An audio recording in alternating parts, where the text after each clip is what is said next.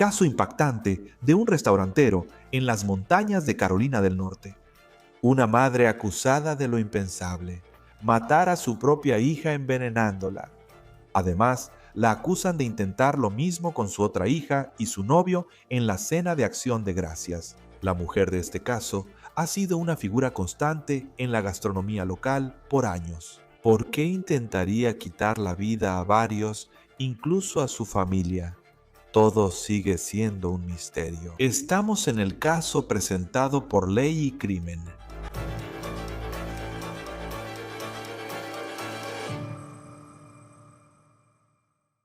No solo la mujer de la que hablamos hoy está acusada de algo extraño, sino de algo realmente horrible.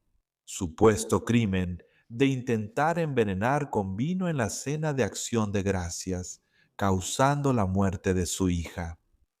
Hay otra capa en esta historia y tiene que ver con esta mujer y un caso de asesinato sin resolver que había estado sin solución durante aproximadamente años.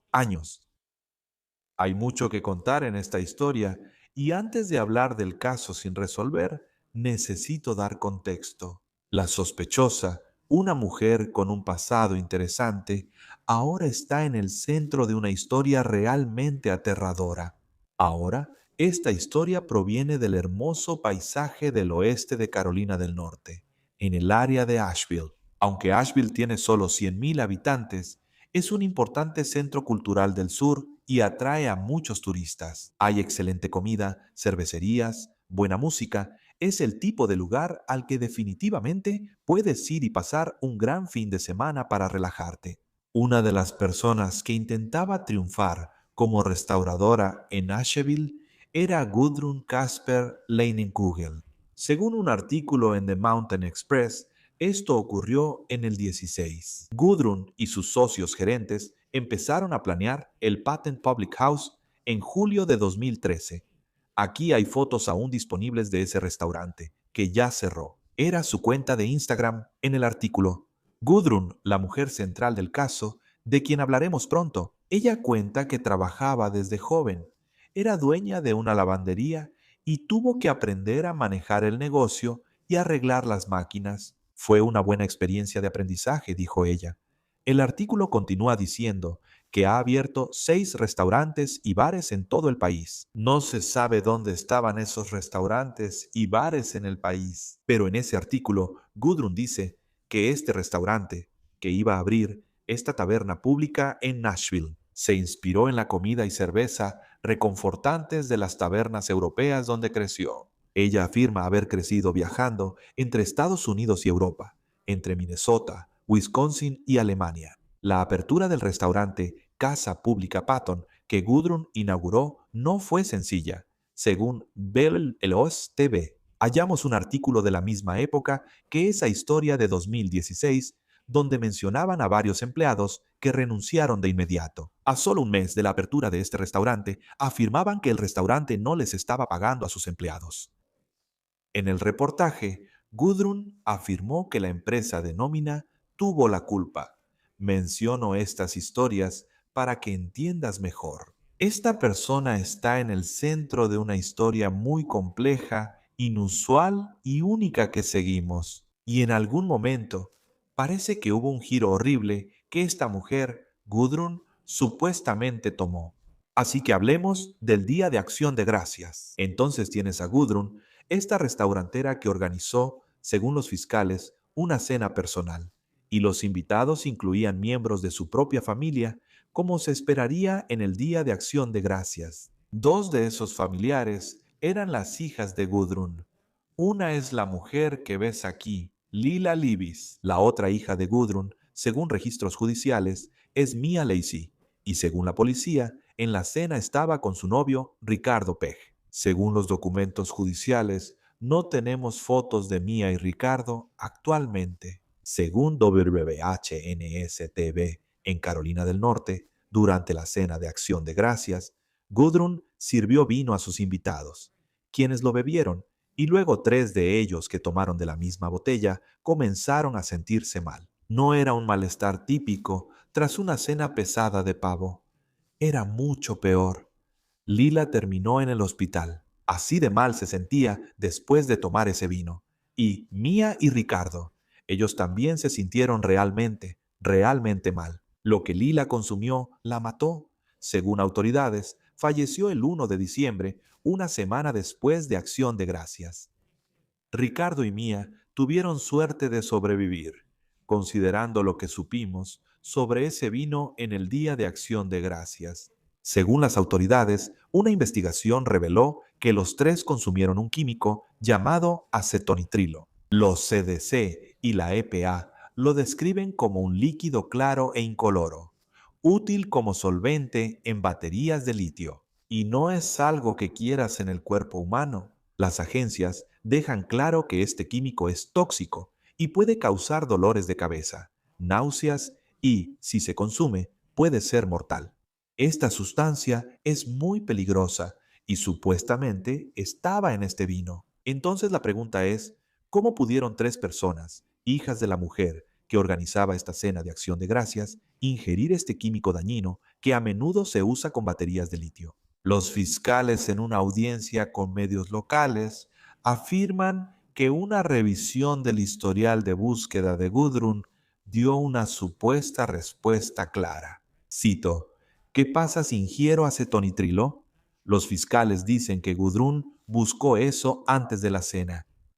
Gudrun enfrenta cargos por presuntamente envenenar a su hija hasta la muerte. Eso es asesinato, además de intentar matar a su otra hija y a su novio por intento de asesinato. Enfrenta cargos de asesinato e intento de asesinato en primer grado, además de 3 cargos por distribuir alimentos y bebidas prohibidos. Pero aún no hemos terminado. No son los únicos cargos graves que enfrenta esta mujer. Gudrun también está acusada de asesinato en primer grado. No tiene relación con lo ocurrido hace menos de un año, en el Día de Acción de Gracias. 25. Tenemos la orden de arresto que acusa a Gudrun de matar a un hombre llamado Miguel Smith en el año 2007 en el condado de Henderson, Carolina del Norte, una comunidad al sur de Asheville. Ahora, la fecha de la muerte de Miguel Smith, según la orden de arresto, la fecha de su presunto asesinato fue el 9 de octubre. En 2007, según Fox, Carolina Schmidt murió en un incendio en una casa. Mientras los agentes investigaban los supuestos envenenamientos, hallaron pruebas de que Gudrun habría matado a Miguel Smith hace casi años. En 2007, no está claro qué pruebas hallaron los agentes para creer que él no murió accidentalmente en un incendio, sino que fue asesinado. Y la estación de televisión informa que Schmidt murió en la misma casa en la que Gudrun había estado viviendo, en Schmidt Terrace, en Hendersonville, Carolina del Norte. Así que aquí hay una foto de Gudrun. Casper Leinenkugel hace una aparición desde la cárcel para una audiencia de fianza. Un juez le negó la fianza a Casper Leinenkugel y WHNS también informa que los fiscales le dijeron al tribunal que ella está siendo investigada por muertes adicionales que actualmente están bajo investigación. Si es hallada culpable de los cargos actuales, podría enfrentar la pena de muerte.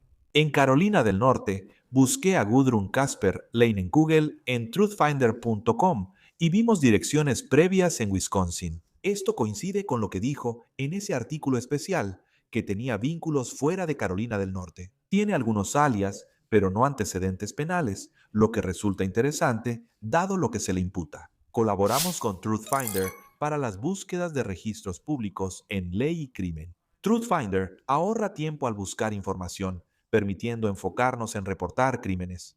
Solo escribe un nombre y obtén direcciones, antecedentes penales y más. Es nuestra herramienta principal para verificaciones y uno de los mayores servicios de búsqueda en Estados Unidos.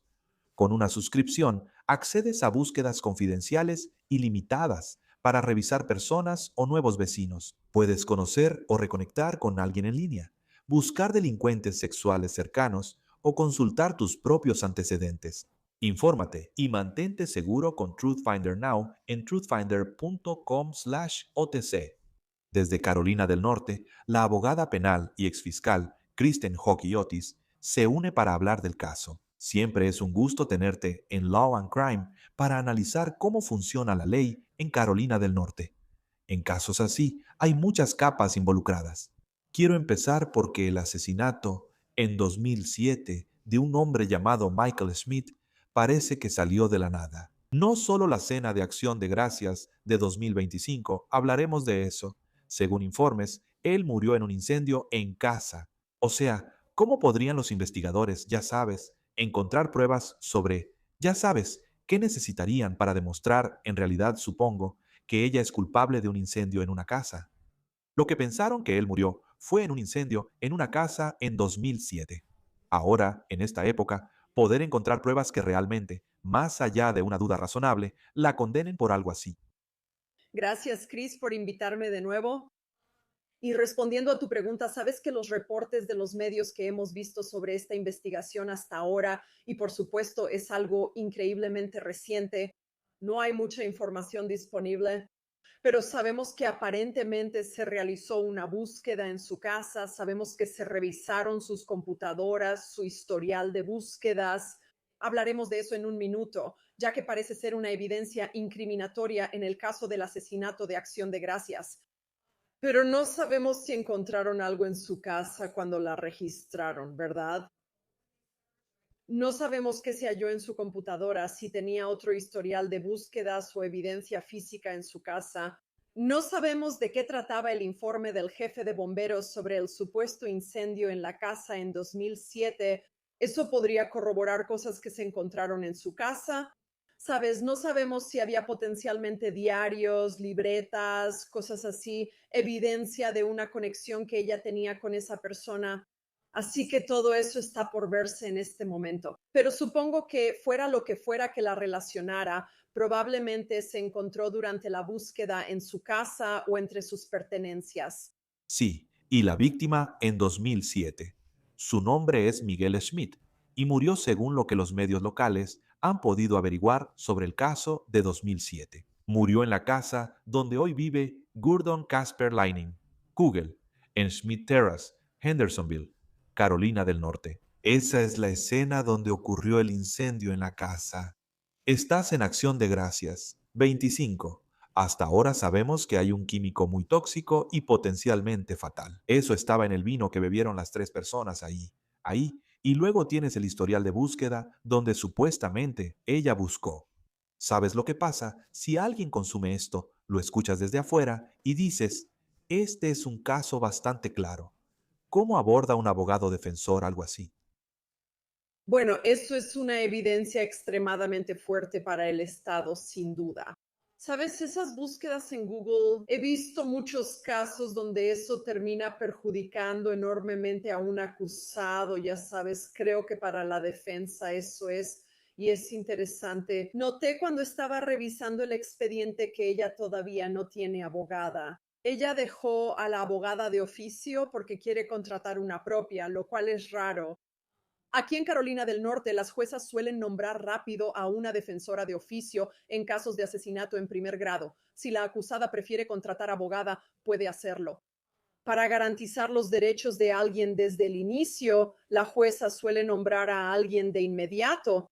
Así que fue un poco extraño que no le hayan asignado una abogada porque no parece que vaya a salir de custodia pronto. Para poder trabajar o ganar dinero, para contratar a una abogada, pero dicho esto, en un caso como este, lo primero que haría sería solicitar una evaluación de salud mental, porque algunas de las circunstancias de este caso son tan extremas que quiero asegurarme de hacer mi debida diligencia, cubrir mis bases y asegurarme de que mi clienta realmente esté en contacto con la realidad. Vi que ella renunció a un abogado. Por eso me alegra que lo hayas explicado, ya que tendrá una audiencia de causa probable sobre él y él. Ella tuvo su primera comparecencia y le negaron la fianza. Y entonces, ahora mismo, ella no tiene un abogado, ¿es correcto? Y, digamos, ¿cómo sabemos que ella está mentalmente apta para todo esto? ¿Sabes estos procedimientos si ella no tiene un abogado? Así que en este momento no lo sabemos, no sabemos eso. y esa fecha de corte que le dieron en febrero para la audiencia de causa probable. El Estado tiene una manera de evitar eso. En Carolina del Norte debes tener una audiencia de causa probable por un delito grave pocos días después de ser acusada para que el caso vaya a la Corte Superior. Si el gran jurado acusa formalmente tu caso antes, se omite la audiencia de causa probable y va directo a la Corte Superior. ¿Tendrá representación en la audiencia si no contrata abogado antes? Me refiero a quién estará con ella, ya sabes, de su lado en la defensa para esta audiencia. Bueno, sabes, en este momento ella no tiene un abogado.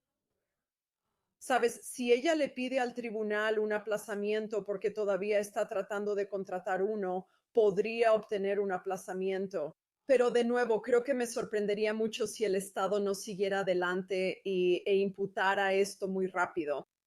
Cuando se trata del historial de búsqueda, porque sí suena muy incriminatorio. Es un químico muy específico que no debe ser consumido por un ser humano. Ya sabes, los CDC son muy claros al respecto y termina en el vino. Ahí estará la ciencia. ¿Qué tan difícil es argumentar como abogado defensor la búsqueda en Google de, ya sabes, porque hay algunas razones, como las baterías de litio, por las que alguien puedes comprar este químico por otras razones? ¿Qué tan difícil es convencer a un jurado de eso? Decir que quizá era solo un producto de limpieza y no sé cómo llegó al vino. Bueno, ya sabes, creo que lo que el abogado estaría viendo sería, ya sabes, quién más estuvo en esta cena, ¿verdad? ¿Quién más estuvo en la cena? ¿Quién más tuvo acceso al vino que se estaba consumiendo? ¿Quién más? No sé si es que hubo alguien, y tal vez no hubo nadie, pero ¿quién más pudo haber tenido acceso a su computadora? Ya sabes, todas esas son cosas que hay que tomar en cuenta. Hay una línea que quedó enterrada en un informe de los medios locales de Fox Carolina que decía que ella está bajo investigación por otras muertes que ocurrieron en Carolina del Norte. No solo Michael Smith en 2007, ni lo que pasó en Acción de Gracias de 2025. ¿Cómo podría eso influir en el desarrollo futuro de esto? Porque la acusarán formalmente por lo de Acción de Gracias y por lo ocurrido en 2007. Pero aún queda la duda, ¿en cuántos otros casos está involucrada y cómo podría afectar especialmente en la línea de tiempo de todo esto? Claro, creo que sí lo hará. Definitivamente prolongaría la línea de tiempo, eso es seguro. Si hay todos estos otros casos que supuestamente todavía están bajo investigación en este momento, ¿sabes? Sin embargo, esta no es una situación en la que la fiscal necesariamente buscaría juzgar todos estos casos juntos. Entonces, por ejemplo, los dos casos de los que ha sido acusada, aunque al revisar el expediente judicial aparecen en la misma orden o documento de acusación, no podrán ser juzgados juntos. Así que el caso de los 1007, porque no está relacionado de manera transaccional con el caso de Acción de Gracias, tendría que ser juzgado por separado. Creo que son varios incidentes. Está acusada de asesinato en primer grado, dos intentos de asesinato y de poner una sustancia en comida o bebida. Esos cargos podrían juzgarse juntos porque derivan del mismo evento en esa cena de Acción de Gracias, pero el caso de 2007 sería juzgado por separado. El asesinato es un cargo muy serio. Pronto discutiremos si la pena de muerte puede aplicarse aquí, pero ese otro cargo, junto con los tres por dar alimento o bebida prohibidos. ¿Qué tan grave es ese delito en Carolina del Norte si alguien solo es acusado de eso? Quiero decir, ese puede ser un cargo bastante serio, pero de nuevo no se compara con lo que a ella se le acusa, los cargos de asesinato e intento de asesinato. Es probable que esto llegue a juicio y no sabemos si le van a imputar otros asesinatos o, ya sabes, otros delitos relacionados con su tiempo en Carolina del Norte. Pero tienes el incendio de la casa en 2007, que es muy diferente a un envenenamiento, en 2025. ¿Qué tan probable es que todo esto termine siendo juzgado junto?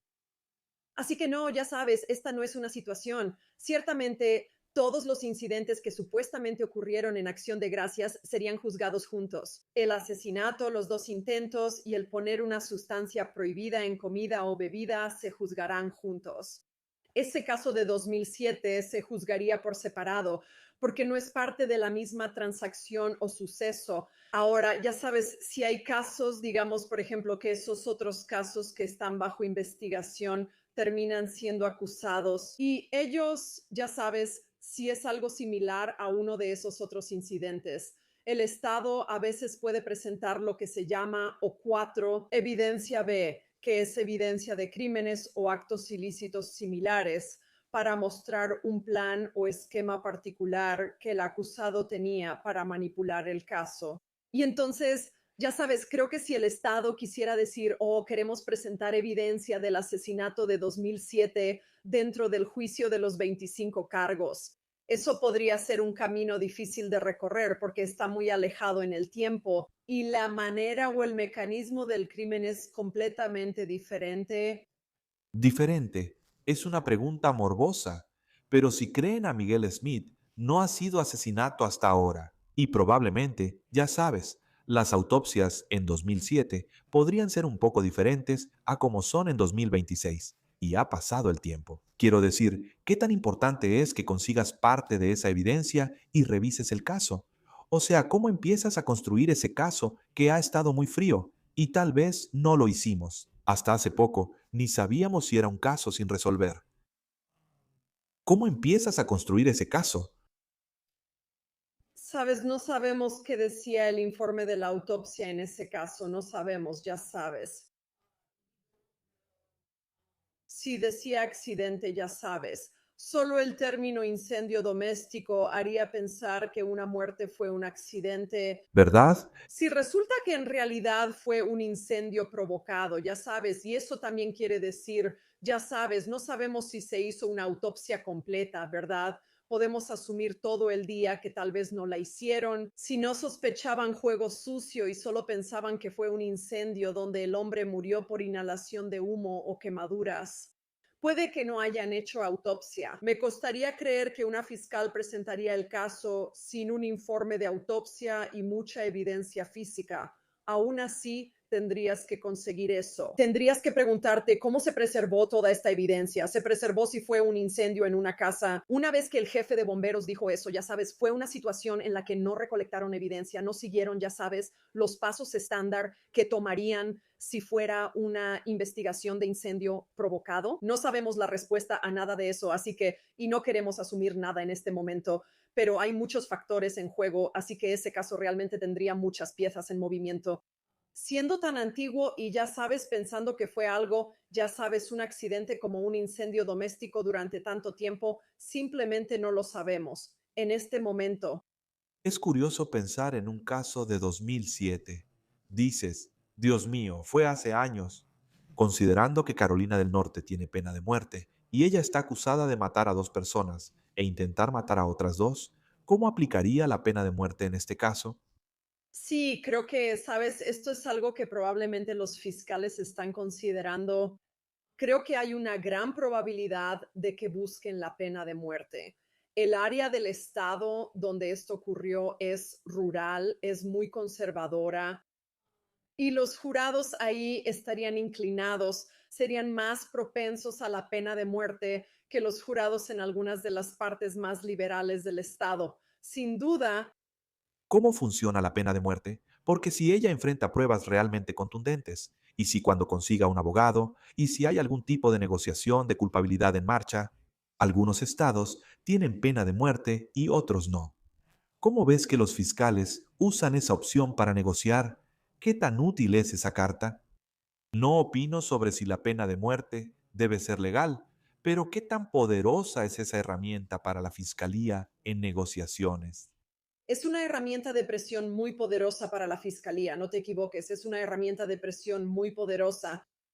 Si el caso y las pruebas son muy sólidas, ese puede ser un punto donde el equipo de defensa pueda negociar la manera más efectiva para que su cliente diga, oye, si se declara culpable, el Estado eliminará la pena de muerte y le dará cadena perpetua sin libertad condicional. Sí, veremos qué sucede. Al inicio de este caso, la investigación y más podrían venir. Es una historia increíble del oeste de Carolina del Norte. Kristen Hockey Otis, siempre es un gusto tenerte en Law and Crime. abogado penal y exfiscal de Carolina del Norte. Gracias por acompañarnos. Muchas gracias, Chris, lo aprecio. Este caso es impactante y tiene muchas preguntas sin respuesta. Seguiremos investigando. Eres Casper Lining. Google tiene programado regresar a la corte para una audiencia de causa probable en febrero. Y nuevamente, ella está detenida actualmente en la cárcel sin derecho a fianza. Eso es todo por el caso de Law and Crime. Suscríbete en YouTube, Spotify y encuentra On the Case en Peacock. Soy Chris Stewart, nos vemos la próxima vez.